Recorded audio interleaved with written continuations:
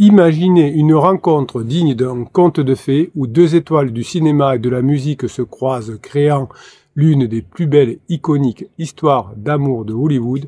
Johnny Depp, l'acteur rebelle, et Vanessa Paradis, la chanteuse française au charme énigmatique, ont formé un couple que personne n'aurait pu prévoir, mais qui a fasciné le monde entier.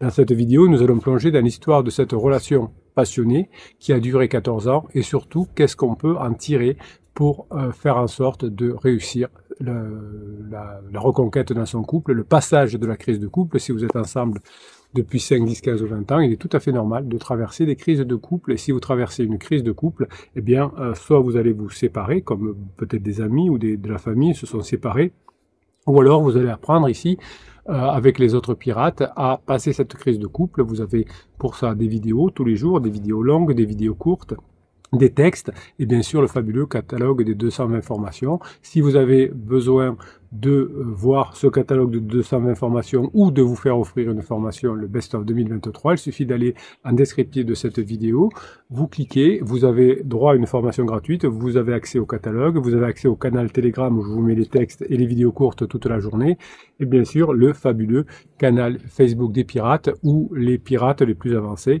aident les plus débutants à mettre en place les formations. Alors que peut nous amener l'histoire de Johnny et Vanessa? Donc comme je vous le disais, l'histoire commence en 1998 lors d'une rencontre magique à Paris. Johnny Depp, déjà une star internationale, tombe sous le charme de Vanessa à l'hôtel Coste, ça s'invente pas. Il raconte d'ailleurs dans une interview qu'il a su, dès qu'il a croisé son regard, que sa vie de célibataire était finie. C'est beau, hein? On dirait pansement et criseux. Un coup de foudre qui a changé sa vie à jamais. Non, évidemment, je plaisante. Pansement et criseux n'ont pas une relation qui va durer 14 ans. Et ce n'est pas un coup de foudre, c'est juste un besoin pour l'instant de votre conjoint de diminuer sa douleur suite à sa crise existentielle ou à sa crise de couple, phase d'alarme. Vanessa, elle, confie que cette rencontre a été une révélation pour elle aussi, un moment d'étincelle entre deux âmes créatives. Leur romance naît sous les projecteurs, mais se développe loin de l'agitation médiatique. Heureusement, vous n'avez pas certainement une agitation médiatique autour de vous, parce que souvent, ça perturbe le couple. Ce qui rend leur histoire unique, c'est la volonté de protéger leur intimité. Johnny Depp et Vanessa Paradis ont toujours maintenu une discrétion exemplaire sur leur vie privée. Donc ça, c'est intéressant pour vous. Si vous êtes en crise de couple, n'allez pas le chanter sous les toits. N'en parlez pas sans cesse aux amis qui vont, au bout d'un moment, être saoulés par vous et vous dire « Ah, laisse tomber, c'est mort, elle ne reviendra pas ». N'en parlez pas à vos parents qui vont peut-être appeler criseuse, n'en parlez pas trop aussi de votre couple avec votre criseuse parce que tout ça ne fait que empirer les choses. Donc Vanessa et Johnny s'installent en France loin de l'effervescence hollywoodienne. Ensemble, ils ont deux enfants, Lily Rose et Jack, et deviennent le symbole d'une famille unie, loin des scandales qui entourent souvent les célébrités. Et vous voyez que même une histoire qui a l'air magique a aussi ses travers. Et évidemment, comme Johnny et Vanessa n'ont pas su gérer leur crise de couple, ils n'étaient pas des pirates, eh bien, pour eux aussi, vous connaissez la fin de l'histoire. Johnny était habitué aux excès et aux fêtes, et il semble avoir trouvé un équilibre grâce à Vanessa et leur vie en France. Mais est-ce que si l'on n'a pas un travail dur sur soi, est-ce que ça ne va pas répéter à la fin de la lune de miel? Certainement, hein, si pendant la crise la phase de lune de miel et la phase de sécurisation, on peut se ranger, parce qu'on a envie de séduire d'abord pendant la lune de miel, et ensuite on a besoin de temps pour élever les enfants, et bien certainement qu'à la fin de la phase de sécurisation, les travers reviennent si on n'a pas fait le travail qu'il faut. Bon, vous êtes des pirates, vous allez faire le travail qu'il faut, vous allez le mettre en application, et ça va fonctionner. Donc cependant, derrière cette façade d'amour, le couple a traversé également des moments difficiles puisque Johnny Depp n'a peut-être pas fait le travail qu'il aurait dû faire à ce moment-là. Johnny Depp parle d'ailleurs souvent de ses luttes internes, de ses démons, mais souligne aussi la stabilité que Vanessa lui a apportée. Donc finalement, c'était un pilier, Vanessa, mais effectivement, si vous n'avez pas non plus fait le travail qu'il faut, eh bien, vous risquez de faire comme Johnny et Vanessa. Mais heureusement que vous êtes là avec les autres pirates pour faire ce qu'il faut. Bruno, t'arrêtes de donner des coups de pied à la caméra. Merci. Donc ensemble, ils vont affronter les défis, naviguer entre la vie de famille et leur carrière respective. Leur relation, bien que passionnée, évidemment on n'est pas à l'intérieur, mais on sait aujourd'hui qu'elle n'était pas sans heurts, comme tous les couples qui jonglent entre vie personnelle et exposition médiatique, mais aussi comme tous les couples en général au moment de la fin de la phase de sécurisation. Après 14 ans de vie commune, le couple annonce sa séparation en 2012, laissant leurs fans sous le choc, on ne s'y attendait pas. Malgré cette rupture, Johnny et Vanessa ont gardé pour leurs enfants une relation empreinte de respect et d'affection. Deux parents n'ont pas su sauver leur couple. Ils sont maintenant seulement des coparents avec leurs enfants, avec peut-être une complicité. Leur histoire d'amour, qui était restée l'une des plus emblématiques de ces dernières décennies, a aussi évidemment fait que le couple s'est séparé par manque de choses. Le travail de Johnny, certainement, sur lui, qui n'a pas su faire face à ses démons, et on a vu que c'est revenu ensuite, plus tard, avec Amber, et du couple de Vanessa et Johnny qui n'ont pas su régler leur crise de couple. Il y avait de quoi faire. Donc dans l'histoire de Johnny et de Vanessa, beaucoup ont vu deux icônes mondiales se rapprocher, et pourtant derrière cette image de perfection, on se cache souvent, hein, toute personne n'est vraiment une icône, une vérité souvent ignorée. La vulnérabilité n'est pas forcément une faiblesse, mais ça peut être un pont puissant pour un lien authentique. Le problème de nombreux couples, c'est qu'ils cherchent à masquer leurs faiblesses, hein, ce qu'a fait Johnny pendant toute la phase de sécurisation, croyant que cela aurait pu nuire à la relation. En réalité, cette façade a empêché Johnny à avoir une véritable connexion avec Vanessa et à créer une distance subtile et destructrice. C'est peut-être ce qui était arrivé à vous aussi pendant la phase de sécurisation. Heureusement, vous avez, avec le catalogue des formations, comment récupérer la situation. L'idée que l'on doit rester fort en toutes circonstances est une illusion qui peut miner petit à petit le couple. Alors, comment auraient pu s'en sortir Vanessa et Johnny? Eh bien, les conseils traditionnels qui encouragent souvent à maintenir une façade parfaite ne fonctionnent pas. Cet effort constant de projection d'une image infaillible crée une distance émotionnelle finalement insupportable, hein. Ils ont essayé de montrer à l'extérieur qu'ils étaient un couple parfait. Chez Johnny et Vanessa, cette distance s'est matérialisée par des tensions qui étaient certes invisibles aux yeux du public, mais bien présentes dans leur quotidien, comme la plupart des couples d'ailleurs. Maintenir cette illusion d'harmonie parfaite n'a fait que nourrir un fossé émotionnel, un piège dans lequel de nombreux couples tombent lorsqu'ils refusent d'embrasser leur propre fragilité. Vous êtes un pirate et vous allez comprendre que vous avez des fragilités, que vous allez travailler pendant cette phase d'exploration de votre conjoint.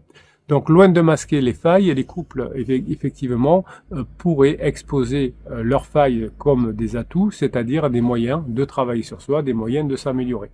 Loin d'être qu'une force brute, ce qui attire réellement, c'est la capacité à avoir une amélioration, à travailler sur soi et chaque jour à devenir une meilleure version de soi-même. À la fin de la phase de sécurisation, on a toutes les blessures qui apparaissent, puisqu'on veut changer de mode, et donc c'est le moment, comme vous, de travailler sur vos blessures de l'enfance pour pouvoir être ensuite heureux en phase 4. Quand Johnny Depp parlait de ses combats intérieurs face à ses démons, il ne perdait pas de son charisme, certes, il était accessible et il a renforcé l'attachement que Vanessa avait pour lui, puisque vous savez que souvent Vanessa avait un peu ce rôle d'infirmière, mais finalement, au moment de la phase de sécurisation, c'est-à-dire où Vanessa a voulu voir autre chose, eh bien cet attachement qui était là, Johnny n'a pas su en profiter pour aller vers une réconciliation et un passage en phase 4. Donc finalement, lors d'une période de tension, Johnny Depp a exprimé ses angoisses et ses peurs et il a brisé effectivement le mythe du héros infaillible, et parfois aussi ceci peut abîmer le couple. Alors c'est pas tellement qu'on a des failles, puisque tout le monde a des failles, surtout le capitaine évidemment, mais c'est que Johnny, comme ce qu'on a vu ensuite avec Amber, n'a pas su montrer qu'il était en train de travailler sur lui et qu'il essayait de résoudre ses problèmes. Donc c'était certes un moment d'authenticité, mais qui a marqué un tournant dans la relation. Évidemment, ça a eu un effet de court terme de renforcer la proximité, hein, quand Johnny a montré ses angoisses et ses peurs, mais plutôt que finalement ensuite les rapprocher de façon pérenne, on va dire, ça finit par les éloigner, puisque c'était bien de dire j'ai des failles, mais ensuite l'idée aurait été de montrer qu'on les travaille pour qu'il y ait un peu plus d'humanité, mais aussi une force d'esprit qui fait que c'est vrai qu'on a des failles, comme vous avez des failles, mais vous allez montrer à votre conjoint que vous êtes en train de travailler sur vos vulnérabilités, hein, que votre conjoint finalement vous a reproché. Donc finalement, vous pouvez avoir la peur irrationnelle de la séparation définitive. Lorsque un couple traverse une crise, comme Johnny et Vanessa, la peur de la séparation définitive est omniprésente, hein, vous le ressentez chez vous. La plupart des couples, finalement, croient qu'une crise est parfois synonyme de rupture, hein. Le psy de quartier ne manque pas de vous le dire, ou Tati Janine, hein, c'est un peu souvent du même niveau. Pourtant, cette idée, hein, que les couples se séparent pendant une crise est fondamentalement fausse, car elle ignore les forces des liens d'attachement qu'il y a entre vous et votre conjoint, qui se sont tissés, ces forces, au fil du temps. Le problème réside dans cette crainte irrationnelle qui amplifie la crise plutôt que de la résoudre. Au lieu de se dire, oui, c'est une crise, donc ça va nous permettre d'être mieux après à condition de bosser dessus, souvent certaines personnes ont tendance à se laisser embobiner, comme on dit, manipuler par des personnes qui disent que les crises finalement c'est la fin du couple. Pour contrer cette peur que la crise soit la fin du couple, beaucoup se tournent vers des stratégies de contrôle, hein, des conseils souvent mal intentionnés de certains coachs qui vous conseillent le silence radio, qui vous conseillent de manipuler avec la lettre magique, qui vous conseillent de manipuler avec des manipulations émotionnelles comme le fuis-moi je te suis. Eh bien, ces méthodes, évidemment, vous avez compris, loin d'aider, vont exacerber le conflit en niant la dignité de liberté de votre conjoint. Dans l'histoire de Depp et Paradis, chaque tentative de reconquête par des moyens artificiels a renforcé la distance. Donc si vous me faites des moyens artificiels comme la lettre magique ou le silence radio, eh bien vous allez employer des stratégies qui vont finalement renforcer la dynamique de pouvoir, hein, et donc cette dynamique de pouvoir fait fuir votre conjoint qui veut de la liberté. Il faut que vous travailliez sur l'attachement et non pas sur la dynamique du pouvoir. Et pour travailler sur l'attachement, il faut montrer que l'on a changé, qu'on est en train de progresser, etc. Donc faire confiance à l'attachement que vous avez avec votre conjoint pour favoriser le retour est quelque chose de très puissant. Le lien d'attachement créé au fil des ans, il est très puissant, beaucoup plus puissant que la crise temporaire, beaucoup plus puissant que la relation temporaire avec pansement. L'attachement, comme l'a montré évidemment beaucoup de chercheurs en neurosciences et en psychologie, est un facteur clé dans la réconciliation après une rupture. Au lieu de chercher à forcer le retour par des manipulations, il s'agit de laisser l'attachement faire son travail. Vanessa et Johnny, bien qu'ils se soient séparés, auraient pu finalement profiter de cet attachement. Alors cet attachement d'ailleurs il est toujours là, il s'est transformé en coparentalité. On a vu même Vanessa voler au secours de Johnny pendant le conflit avec Amber, hein, ça s'était mal passé, mais c'est dommage parce que cet attachement aurait pu se transformer en phase 4 et continuer la romance. Finalement, après leur séparation, Johnny Depp et Vanessa Paradis ont continué à cohabiter en tant que parents, mais ils n'ont pas su gérer cette phase pour passer dans la phase 4. Leur couple amoureux a donc pris fin parce qu'ils n'ont pas su le gérer, mais leur lien n'a jamais été complètement rompu, car il reposait sur des années d'attachement profond, ce lien invisible entre eux est la preuve que même après une crise, un retour à la relation est toujours possible, évidemment, sans forcer les choses, sans manipuler, sinon vous n'y arriverez pas. Souvent, pendant la crise, on a le désir de contrôler l'évolution de son conjoint. Dans votre couple en crise, il est tentant de vouloir contrôler ou de diriger la transformation de votre crise. Mais cette illusion de contrôle est contre-productive. Vanessa Paradis et Johnny Depp ont montré que tenter de manipuler ou diriger les actions de l'autre dans une relation mène à une impasse. La clé est de comprendre que chacun doit évoluer à son propre rythme.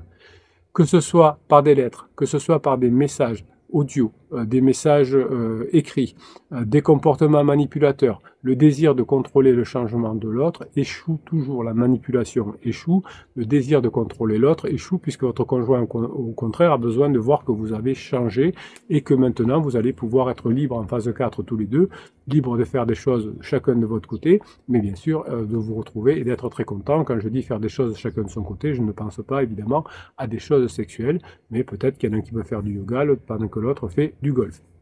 Ces tentatives finalement de manipulation n'ont fait que renforcer, comme d'habitude, la distance et la résistance. Depp et Paradis, à un moment donné, ont cessé d'essayer de contrôler l'autre, reconnaissant que leur évolution personnelle devait se faire indépendamment de leur relation. Je vous ai fait une vidéo sur Romy Schneider et Alain Delon. C'était pareil, quand Alain Delon a fait sa crise et a laissé Romy Schneider, juste par une lettre, Romy Schneider a essayé de le contrôler, après est allé le voir à Paris, etc. Et évidemment, ça n'a pas marché. Elle n'a pas eu aussi la connaissance que vous avez vous en tant que pirate pour passer la crise ou la crise existentielle. Donc finalement, la solution réside dans la liberté. En laissant votre conjoint évoluer à son propre rythme sans le manipuler, vous allez ouvrir un espace où le retour à la relation est possible parce que votre conjoint voit qu'il passe des bons moments avec vous. Lâcher prise, ça ne veut pas dire abandonner, hein, ça ne veut pas dire de l'indifférence, mais ça veut dire que on a un respect pour l'évolution individuelle de votre conjoint. C'est un acte puissant qui va favoriser la réconciliation durable et le fait d'aller en phase 4. La libération mutuelle, finalement, sera faite non pas parce qu'on va contrôler l'autre et l'obliger de venir, mais finalement en acceptant que chacun suive son propre chemin dans le couple, évidemment, mais en prenant des chemins parfois parallèles, notamment au niveau des loisirs. Au lieu d'imposer des attentes, vous allez laisser votre conjoint libre d'évoluer à sa manière, ce qui permet de maintenir dans la phase 4 une relation à nouveau respectueuse, cette liberté finalement qui va renforcer votre lien dans la phase 4. Et je ne parle pas encore une fois de sexe. Malheureusement, Deep et Paradis n'ont pas réussi à faire ce gap-là et malheureusement se sont séparés. Attention à l'urgence de régler la crise rapidement. L'une des erreurs les plus courantes dans cette crise de couple, c'est le désir de tout résoudre immédiatement. Je vous comprends parce que vous êtes en souffrance, c'est pour ça que je suis là tous les jours, que je vous fais des formations toutes les semaines et que dans chacune des formations, vous avez un fichier de neurohypnose pour vous calmer, pour moins souffrir. Si vous voulez aller trop vite, vous aurez la tentation de précipiter les choses, mais comme votre conjoint veut les précipiter, mais dans l'autre sens, ça finit par exploser. Vous voulez vous rapprocher rapidement, lui veut s'éloigner ou elle veut s'éloigner rapidement. Donc pendant cette impatience, ça peut empirer la situation en forçant à prendre des décisions pour lesquelles ni vous ni elle n'étaient pas prêts. Si vous mettez la pression sur votre conjoint, elle va prendre une décision en votre défaveur, votre conjoint va prendre une décision en votre défaveur, et ce n'était pas prévu, et ça n'est pas dans le bon sens. Donc attention aux tentatives précipitées, Bruno se calme, qui ne font qu'aggraver la situation. Si vous cherchez à résoudre une crise trop rapidement, vous allez utiliser des solutions superficielles de manipulation. Évidemment, vous allez vous éloigner. Alors, les efforts que vous ferez, de ne pas contacter votre conjoint, par exemple, pour faire un silence radio, va vous coûter, va vous faire souffrir, mais n'aura aucun résultat. Au contraire, éloignera un peu plus encore votre conjoint. Donc, vous avez, comme Johnny Depp qui a ressenti à un moment donné une pression, une urgence de partir de Vanessa. Peut-être que Vanessa n'a pas su gérer ce moment-là. Et le processus de réconciliation, qui demande du temps et de la réflexion, n'a pas pu se voir. Donc ralentir pour mieux avancer, c'est très important, c'est une clé majeure. Cela semble paradoxal, ralentir pour mieux avancer, mais en retardant certaines discussions, en retardant certaines actions, de parler de la maison, etc., donc d'aller au restaurant, comme je vous le conseille souvent, vous donnez à votre partenaire, en ralentissant, l'espace nécessaire pour se reconnecter peu à peu à ses propres besoins et désirs. Vanessa Paradis n'a pas réussi à laisser Johnny Depp explorer ses propres démons. L'impatience a fait que peut-être Johnny Depp a été encore plus dans sa crise et ça a explosé. En tout cas, vous avez les outils, vous avez compris que ralentir pour mieux avancer, c'est important. Et vous avez compris aussi que la patience est toujours récompensée. Mes pirates adorés, je vous kiffe, je vous souhaite un bon mardi, je vous souhaite la journée que vous méritez. On est encore dans la semaine de l'auto-coaching. Vous retrouvez la formation sur l'auto-coaching dans le catalogue des 220 formations que vous retrouvez évidemment en descriptif de cette vidéo. Mes pirates adorés, je vous kiffe et je vous kiffe grave. Passez la journée que vous méritez.